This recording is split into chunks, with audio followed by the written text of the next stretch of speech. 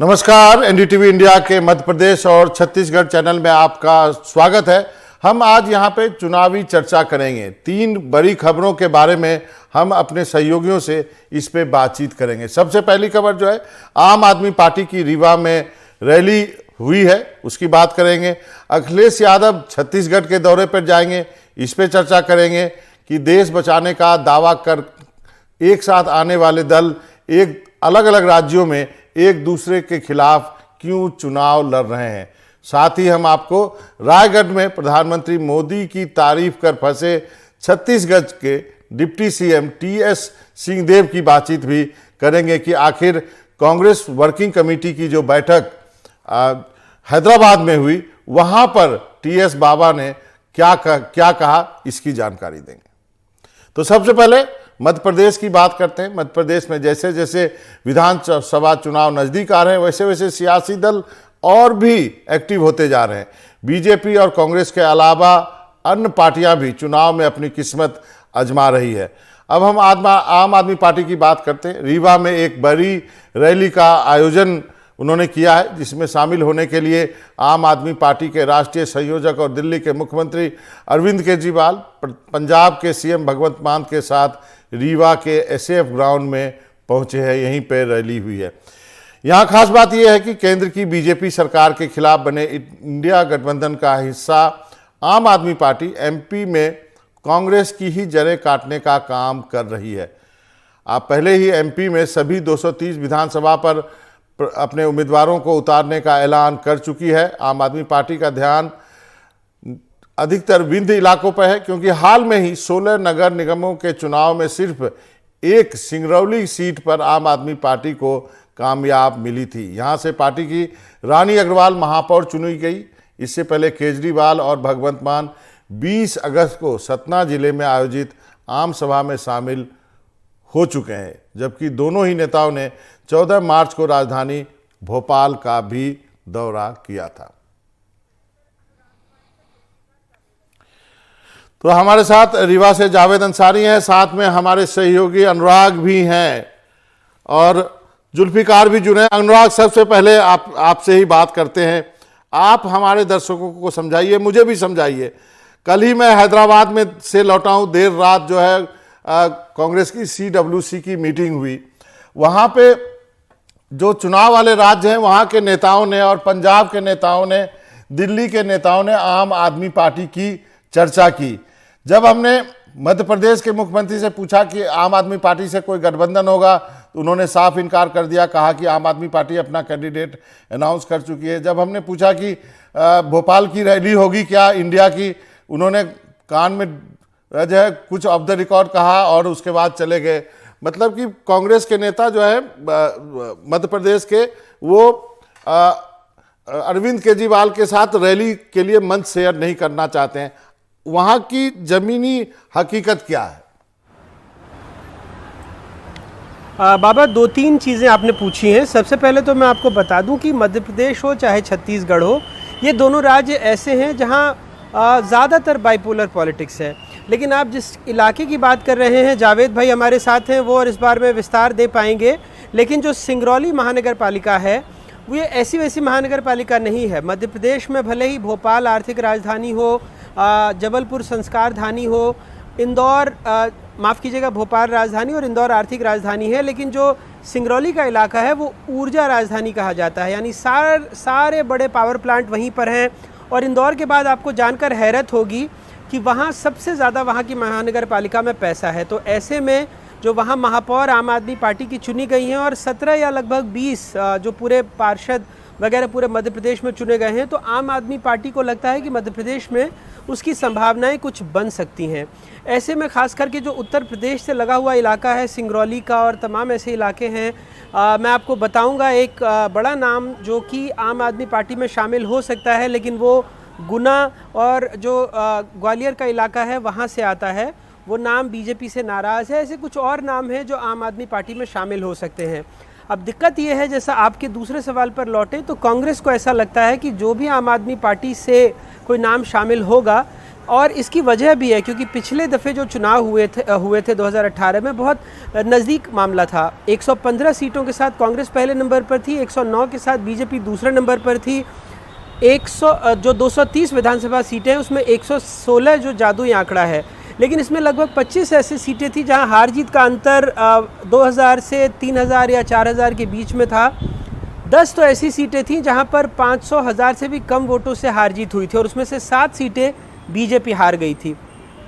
तो कहीं ना कहीं ऐसा लगता है कि अगर नज़दीकी मुकाबला हो और आम आदमी पार्टी कुछ वोट ले जाए, जिसके बारे में संभवतः आप भी इशारा कर रहे थे, तो ऐसे में कुछ फेवरेबल बन सकता है बीजेपी के लिए अगर गणित ऐसा हो। आपने जो इंडिया अलायंस की बात की, मध्य प्रदेश की राजधानी भोपाल में उसकी जो संभावित रैली थी, आप देखिए उसी दिन रणदीप सुरजेवाला से जब मंच पर ये सवाल हुआ तो उन्होंने कहा कि भोपाल वाला तय नहीं है मामला, जबकि इसके पहले कई गठबंधन नेता कह चुके थे कि भोपाल में रैली प्रस्तावित है और होगी। लेकिन उसके बाद जैसे ही कमलनाथ बाहर निकलते और हमने उनसे सवाल पूछा तो उन्होंने साफ तौर पर मना कर दिया कि रैली रद्द हो चुकी है। अब इसके पीछे कहा यह जा रहा है कि चूंकि विधानसभा चुनाव में 1-1.5 महीने हैं और इस रैली में कई ऐसे चेहरे भी आएंगे जो शायद आमने सामने हो जाएं और रैली को सफल बनाने में भी बहुत मेहनत करनी पड़ेगी और कांग्रेस किसी भी तरीके से अभी फ़िलहाल अपना जो उसके सामने लक्ष्य है उससे भटकना नहीं चाहती है और इसलिए राज्य की जो कांग्रेस है वो एक तरह से मना कर चुकी है कि इंडिया अलायंस की जो संभावित रैली भोपाल में है वो अभी ना हो, क्योंकि उसको पूरा वक्त चुनाव में लगाना है। बाबा सही कहा आपने, ये सारी दुविधा है और इसी दुविधा के तहत जो है अब जो कांग्रेस और आम आदमी पार्टी के रिश्ते जो हैं राज्यों में आपको अलग देखने को मिलते हैं। दिल्ली में अलग है, इंडिया गठबंधन में साथ बैठते हैं, राज्यों में एक दूसरे के खिलाफ जो है आरोप लगाते हैं। जावेद के पास भी चलना चाहूँगा, अनुराग आप भी बने रहिए, जुल्फी भी बने रहे। जावेद, रीवा की स्थिति आप हमें बताइए।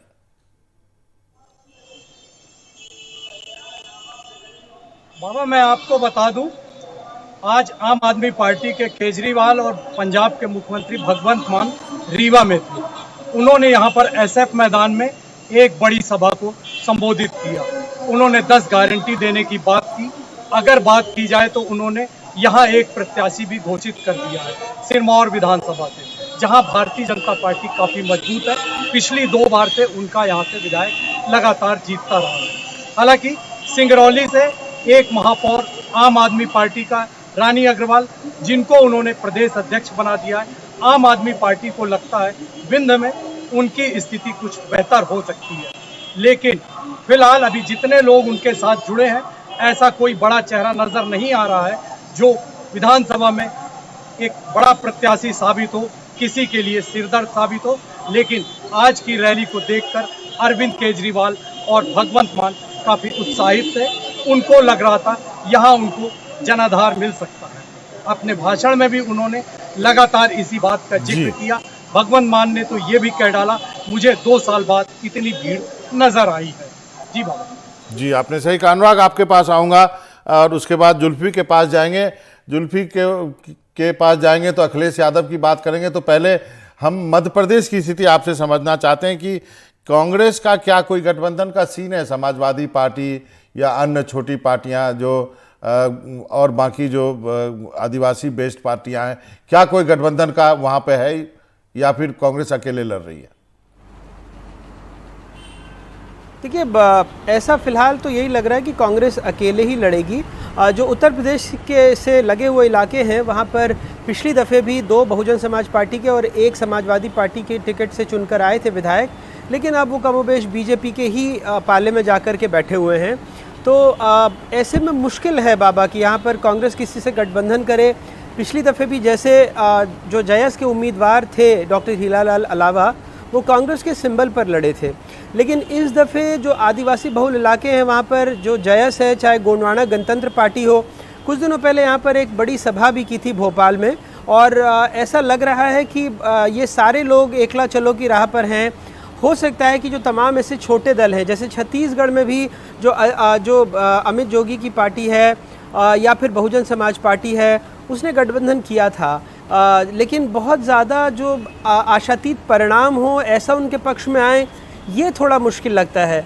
ये किसी का गणित बिगाड़ने की ताकत रखते हैं, लेकिन मध्य प्रदेश हो चाहे छत्तीसगढ़ हो, यहाँ मुख्य मुकाबले में बीजेपी और कांग्रेस ही रहती हैं।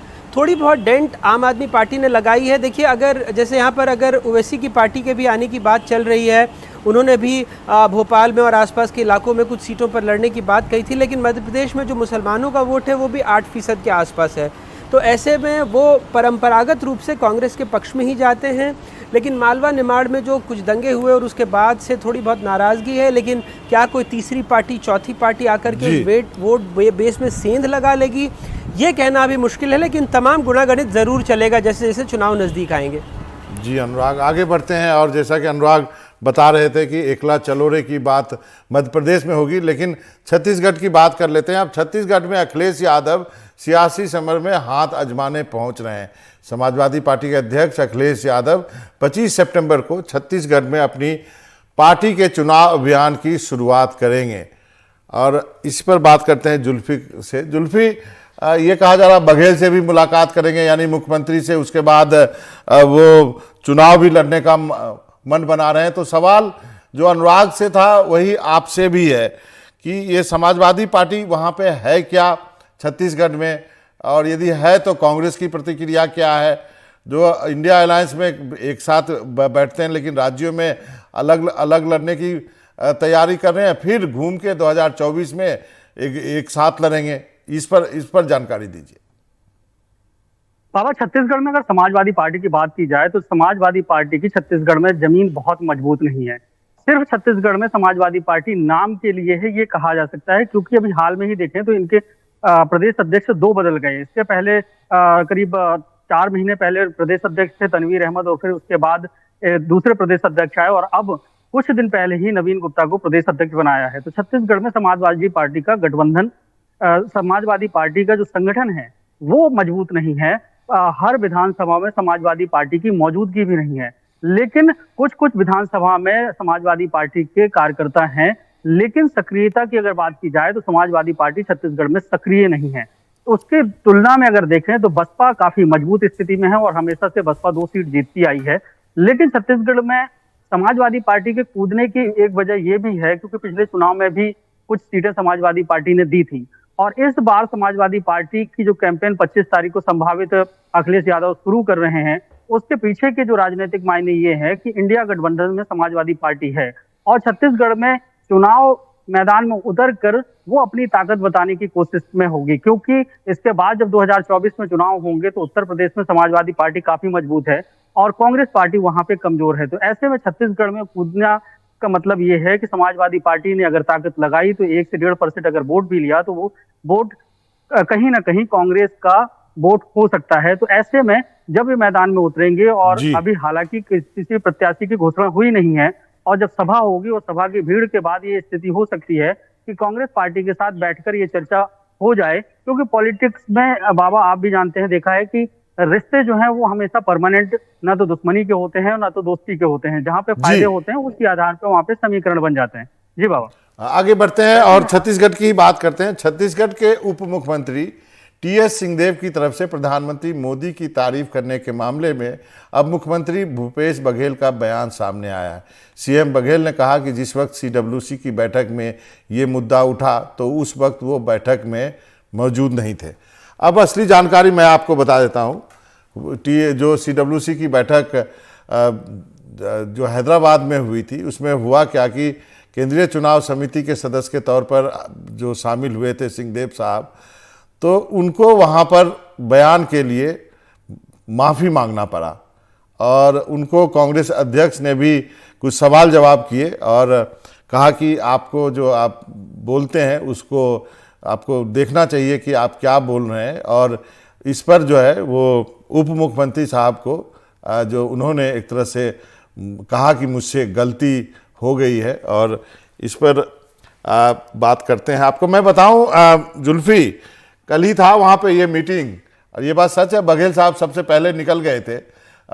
सबको आपत्ति को वो लगा कि इतनी जल्दी क्यों निकल गए, लेकिन बाद में जो खबरें आई वो खबरें ये थी कि डिप्टी सीएम साहब को माफ़ी मांगनी पड़ी कि वो अपने बयान को लेकर के, और सीडब्ल्यूसी में जितने वरिष्ठ नेता थे उन्होंने उनसे सवाल जवाब किया है। वहाँ पे क्या खबरें हैं रायपुर में? बाबा, छत्तीसगढ़ में भी यही खबरें हैं कि बाबा को माफी मांगनी पड़ी है, क्योंकि अलग अलग जगह से और पार्टी के अंदर भी ये बात आई कि जो CWC की बैठक में टीएस सिंहदेव पहुंचे थे, वहां पे उन्हें माफी मांगनी पड़ी है। और छत्तीसगढ़ की सियासत में अगर देखें तो टीएस सिंहदेव के जो बेबाकी है और उनके जो बयान है उसकी हमेशा चर्चा होती रही है। अब जब ये मामला जब आया कि रायगढ़ की जो सभा थी जिसमें प्रधानमंत्री नरेंद्र मोदी मौजूद थे और टीएस सिंहदेव ने खुले मंच में ये तारीफ कर दी और कहा कि मेरा व्यक्तिगत मानना है कि छत्तीसगढ़ के साथ किसी भी तरीके का भेदभाव नहीं होता, जबकि खुद केंद्र सरकार को पत्र लिखकर जीएसटी का जो पैसा है उसको पूरा छत्तीसगढ़ को देने की बात कह चुके हैं। और मुख्यमंत्री भूपेश बघेल भी लगातार भारतीय जनता पार्टी की केंद्र की सरकार को घेरते रहे हैं कि छत्तीसगढ़ को का जो केंद्रांश है अलग अलग योजनाओं का वो नहीं मिलता है, धान खरीदी में व्यवधान डाला जाता है।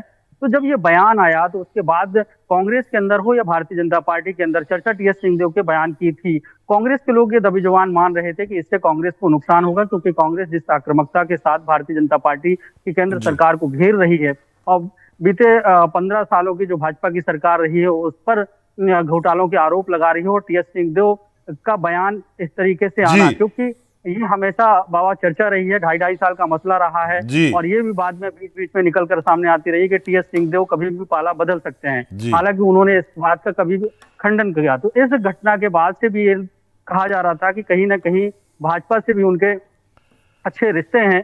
तो ऐसे में उनके जो माफी मांगने की बात आई है उसको लेकर छत्तीसगढ़ में चर्चा है, और भारतीय जनता पार्टी जो है ना आक्रामक है कि टीएस सिंहदेव जो कह रहे हैं वो सच है और जो कांग्रेस कह रही है और मुख्यमंत्री कह रहे हैं वो झूठ है। जी, तो मुख्यमंत्री की जो प्रतिक्रिया है हमारे पास वो सुनते हैं। बघेल साहब ने क्या कहा? सर, CWC की बैठक में खड़गे जी ने टीएस सिंहदेव बयान को लेकर कोई नाराजगी व्यक्त की कि इस तरह के बयान बाकी नहीं कांग्रेस। मैं भी मीडिया के माध्यम से मुझे पता चला, क्योंकि मैं कार्यक्रम के बाद बीच में आ गया था। कल ब्राह्मण समाज का सम्मेलन था बिलासपुर, तो पूरे कार्यक्रम में मैं नहीं था, बीच में छुट्टी लेके निकल आया था। सर, CWC की बैठक में खड़गे जी ने टीएस सिंहदेव बयान। तो आपने देखा जुल्फी और अनुराग बहुत ही स्मार्ट पॉलिटिशियन है। बघेल साहब पूरी बात ही गोल कर गए। अनुराग, आपके पास आना चाहूँगा, जावेद भी हमारे साथ जुड़े हुए हैं और आपसे और जुल्फी दोनों से सवाल है। कुछ ऐसी बातों पे चर्चा करते हैं जो कि चुनावी चर्चा में फिट होता है। अनुराग बताइए, क्या कुछ चल रहा है भोपाल के पान दुकान पे, चाय दुकान पे, पोहा के दुकान पे? क्या चुनावी चर्चा क्या चल रहा है वहाँ पे? बिल्कुल सही बाबा। और सबसे पहले मैं जब बघेल साहब को सुन रहा था, चूँकि दोनों राज्यों में आना जाना रहता ही है, और ये ज़रूर है कि टीएस सिंहदेव बहुत सधे हुए पॉलिटिशियन हैं, बहुत ज़्यादा बोलते नहीं हैं और उनके रग रग में कांग्रेस तो है। मतलब ये जो कयास हैं कि वो कहीं और चले जाएंगे, मुझे इसमें कोई दम नहीं लगता। और कई बार जब आप आसपास भी पूछिए तो यही बात नज़र आती है। पर राजनीति में कोई भी बयान बग़ैर किसी बात के दिया नहीं जाता है, ये आप बहुत बेहतर जानते हैं। और आप देखिए, जब ये बयान आया था टीएस सिंहदेव का, और तब जो भूपेश बघेल की प्रतिक्रिया थी कि वो राजा हैं, और इसके बाद वो एक ठहाका लगाकर हंस दिए थे और कल कह रहे हैं कि मीडिया के ज़रिए उनको सुनने को मिला। बहरहाल, आपका सवाल ये था कि पान की दुकान या बहुत आम लोग चुनाव को लेकर क्या बात कर रहे हैं। तो मध्य प्रदेश में पिछले 1-1.5 महीने से कांग्रेस के खेमे में पलटवार कर रहे थे, वो वार नहीं कर रहे थे। जब बीजेपी कुछ कह रही थी तो पलटवार कर रहे थे। जैसे आज भी एक थीम सॉन्ग है, तो बीजेपी ने पहले कह दिया कि ये पाकिस्तान से चुराया गया है, तो कांग्रेस उसके बाद प्रतिक्रिया लेकर आई कि ये राजस्थान में ऐसा गाना वो बना चुके हैं। तो पलटवार हो रहा है। लेकिन अब जो जन आक्रोश रैली कांग्रेस निकालने जा रही है, और बीजेपी तो जन आशीर्वाद यात्रा में 210 विधानसभा सीटों तक पहुंची थी, ये लगभग 12,000 किलोमीटर चल के 230 विधानसभा सीटों पर पहुंचेंगे। और इनके नेताओं का कहना है कि तमाम ऐसे हमलों का जवाब दिया जाएगा, भ्रष्टाचार की बात को उठाया जाएगा। तो अब समझ में आ रहा है कि वाकई जो चुनावी चर्चा है, जो चकल्लस है बाबा, वो जगह जगह पहुंचेगी और वार पलटवार के बीच में लोग अपनी प्रतिक्रिया देंगे। वो आम लोग जो वोट करते हैं और जिनसे सरकारों की किस्मत, राजनीतिक दलों की किस्मत बनती है, बिगड़ती है। बाबा जुल्फी, जाते जाते आपके यहाँ तो स्थिति उल्टी है, कांग्रेस सत्ता में है और बीजेपी उसको चेज कर रही है। आपके जो चाय पे चर्चा होती है वहाँ पे क्या बातें हो रही है? क्या ये सिंहदेव साहब वाला मुद्दा चटकारे ले करके लोग आपस में गप कर रहे होंगे? क्योंकि अखबार में तो आज छप गया होगा। बिल्कुल, क्योंकि छत्तीसगढ़ में टीएस सिंहदेव को लेकर काफी चर्चाएं होती हैं और बीते 5 सालों में लगातार टीएस सिंहदेव के मसले पर चर्चा हुई, ढाई साल की बात होती रही है और टीएस सिंहदेव के बयान को लेकर भी हमेशा चर्चा सुर्खियों में रही है। और इस बार जब उन्होंने रायगढ़ में बयान दिया था उसकी भी चर्चा थी कि उन्होंने भूपेश बघेल को कहीं ना कहीं कटघरे में खड़ा कर दिया है। भूपेश बघेल भारतीय जनता पार्टी की सरकार को घेर रहे हैं केंद्र की। और अब जब माफी मांगने की बात आई है तो अब ये भी चर्चा है कि टीएस सिंहदेव बड़े सुलझे व्यक्ति हैं, बड़े साफ दिल के हैं, जब भी अगर उन्हें कुछ ऐसा लगता है तो वो सीधे तौर से माफी मांग लेते हैं। लेकिन राजनीति में इन माफी का और बयानों का अपना एक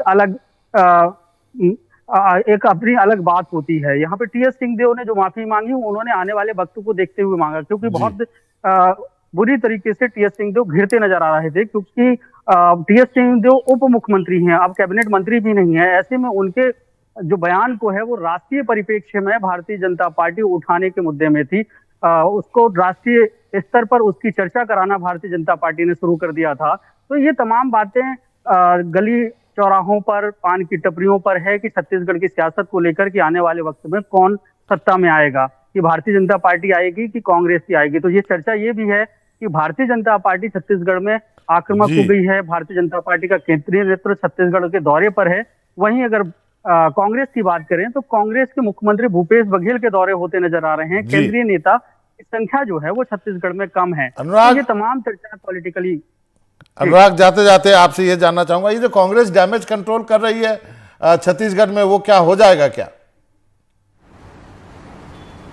बाबा आपसे बात कर रहा था और मैंने भी चाय मंगा ली है, तो चाय की चुस्कियों पर ही बात करेंगे।